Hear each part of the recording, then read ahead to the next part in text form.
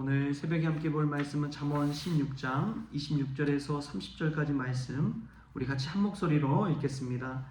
고되게 일하는 자는 식욕으로 말미암아 애쓰나니 이는 그의 입이 자기를 독촉함이니라. 불량한 자는 악을 꾀하나니 그 입술에는 맹렬한 불같은 것이 있느니라. 배역한 자는 다툼을 일으키고 말쟁이는 친한 벗을 이간하느니라. 강포한 사람은 그 이웃을 꾀어 좋지 아니한 길로 인도하느니라. 눈짓을 하는 자는 패역한 일을 도모하며 입술을 닫는 자는 악한 일을 이루느니라. 아멘. 할렐루야.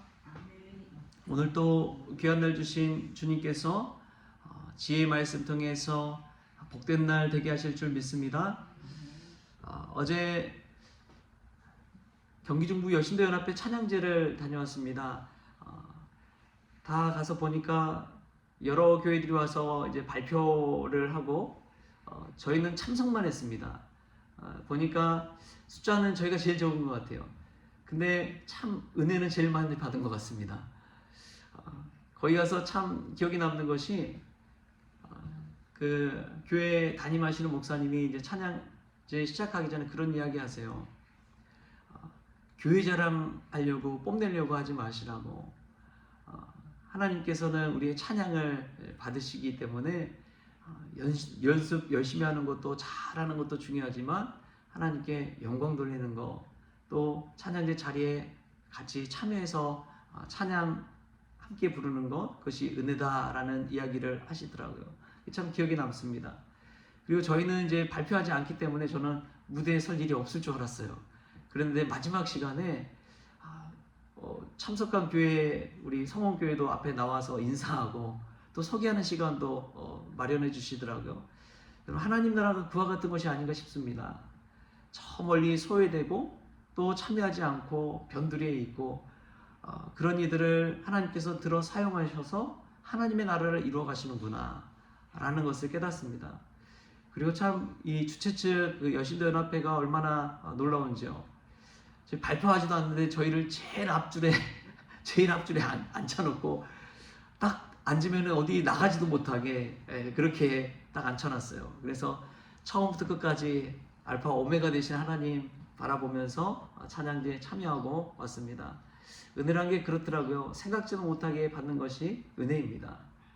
어제 맛있는 또 음식 먹는 것도 그렇고 선물 받는 것도 그렇고 풍성하게 채워주신 하나님의 은혜 가운데 누리는 복된 날이었습니다. 우리가 오늘 하루도 예기치 못한 하나님의 은혜 가운데 감사함으로 기쁨으로 충만함으로 채워지는 복된 날 될 수 있기를 바랍니다. 오늘 말씀 보면서 좀 드는 그 생각되는 그 말씀 한 절 있었습니다. 그것은 이제 격언인데요. 프랑스 시인 폴 발레리가 이런 말을 했습니다. 그대가 생각하는 대로 살지 않으면 머지않아 그대는 사는 대로 생각하게 된다. 아주 작은 한마디지만 우리의 삶을 돌아보게 만드는 것이죠. 나는 그냥 사는 대로 생각하며 살아가고 있지는 않는지, 그냥 주어진 대로 그냥 변함없이 급급하게 살아가는 인생인지, 아니면 내가 생각하면서 비전을 가지고 꿈꾸며 사는 인생을 살아가고 있는지 돌아보게 하는 그러한 명언이지요. 근데 오늘 보면은 사는 대로 생각하는 자들의 이야기가 오늘 말씀 가운데 나옵니다. 26절 말씀 보면 이렇게 나와요. 고되게 일하는 자는 식욕으로 말미암아 애쓰나니 이는 그의 입이 자기를 독촉함이니라. 그러니까 어떠한 비전과 꿈과 그것을 가지고 살아가는 것이 아니라 자기의 배, 식욕, 이 굶주림과 또 자기 입술에 하고자 하는 말, 절제하지 못하는 그 마음으로 살아가게 된다는 것이죠. 자신의 배를 쫓아 살아가는 인생은 정직한 인생이 되겠습니까? 불의한 인생이 되기 마련입니다.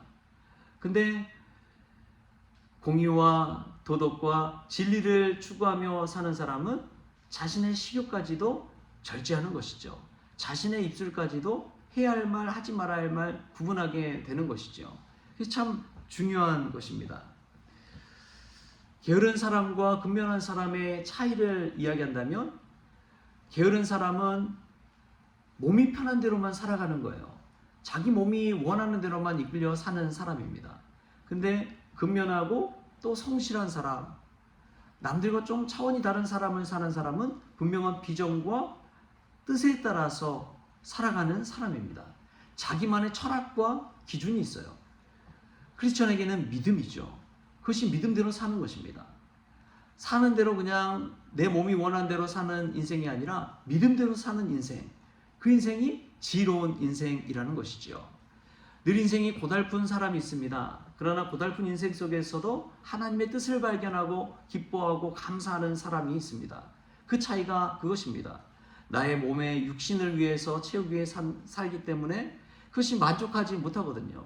늘 채워지지 못하거든요. 아무리 억만장자라고 해도요, 그 몸을 다 유익하게 할 수는 없습니다. 근데 믿음대로 사는 사람은 몸이 불편하고 고달픈 인생이라 할지라도 믿음으로 살다 보니까 하나님 주신 은혜를 생각하게 되고 하나님 주신 말씀을 생각하게 되고 그러다 보면 삶 속에서 감사와 기쁨, 평안이 넘치게 되는 법이지요. 할렐루야. 우리가 믿음대로 살 수 있길 바랍니다. 우리가 생각하며 비전을 가지고 살아갈 수 있길 바랍니다. 내 몸의 육신을 위해 살다 보면 절대 채워지지 않습니다. 그 인생은 수월로 내려가는 인생인 것이죠. 세상을 따라 살아가는 인생이 되는 것이죠. 세상의 성공과 부를 쫓아가는 인생이 되는 것이죠. 그러나 우리가 이 새벽에 나와 기도함으로 말미암아 믿음대로 살고 하나님의 뜻을 쫓아 살고 하나님의 비전, 그 비전이 나의 비전이 되는 그러한 인생 될 수 있기를 축복합니다.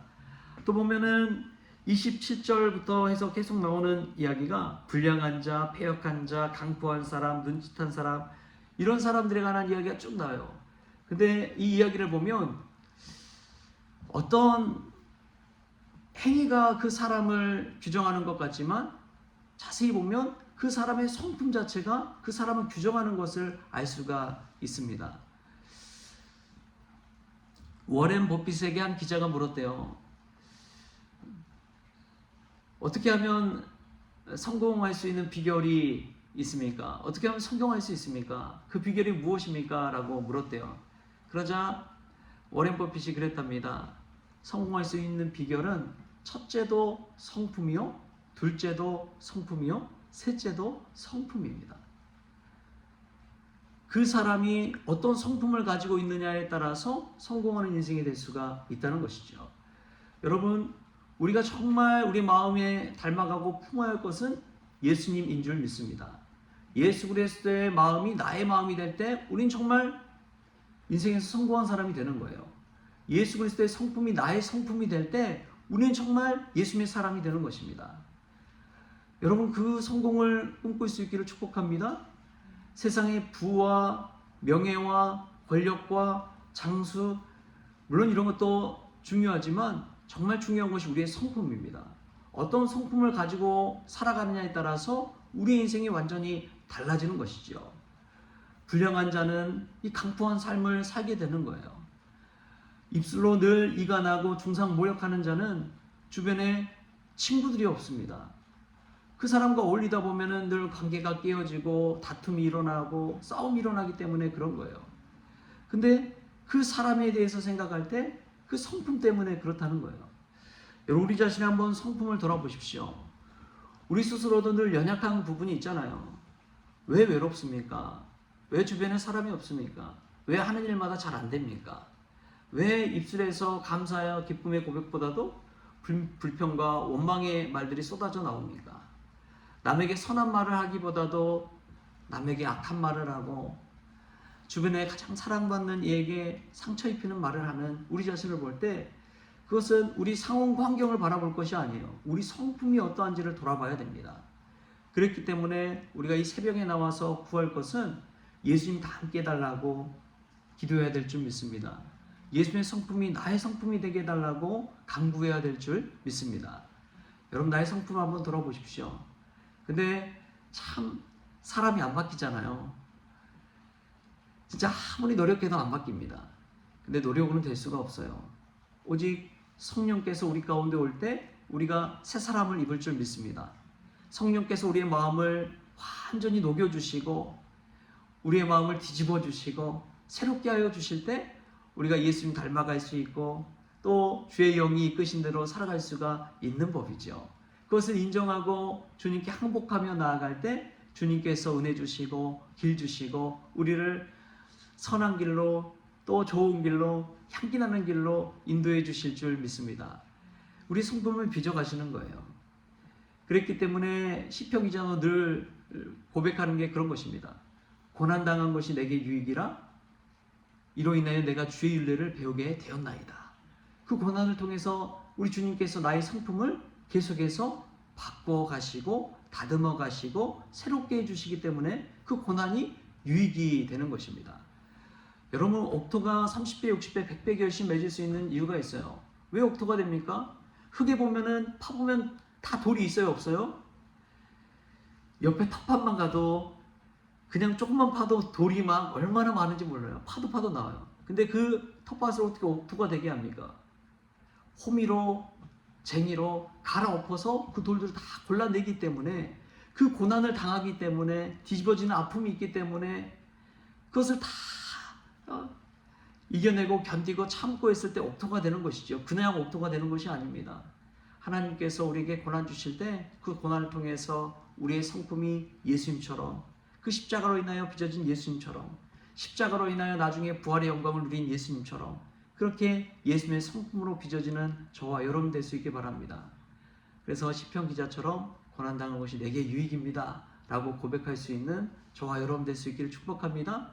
왜냐하면 그 고난을 통해 우리의 성품을 예수님의 성품으로 빚어주시기 때문에 그렇습니다. 그러한 성품을 소유하는 믿음의 성도님들 될 수 있기를 주신 예수님의 이름으로 축원합니다. 기도하시겠습니다.